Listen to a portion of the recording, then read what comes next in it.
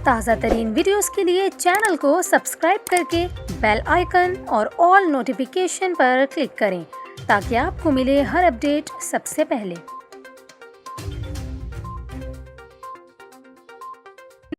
और यहाँ पर आपको खबर दें, कराची के इलाके मलीर कायदाबाद में नामालूम अफराद की फायरिंग से 2 रेंजर्स एहलकार ज़ख्मी हो गए। एसएसपी मलीर इरफान अली बहादुर के मुताबिक वाक़या कायदाबाद के इलाके खोई घोट में नदी के करीब पेश आया। इब्तदाई मालूमात के मुताबिक इलाके में डकैती की वारदात की इत्तला पर रेंजर्स एहलकार मौजूद थे।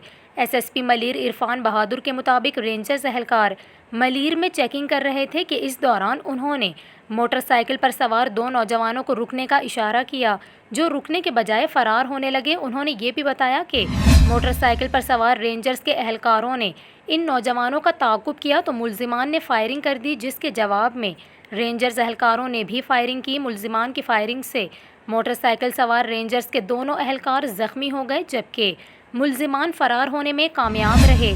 दोनों ज़ख्मी रेंजर्स एहलकारों को हस्पताल रवाना कर दिया गया है, जिनमें से एक की हालत तशवीशनाक है।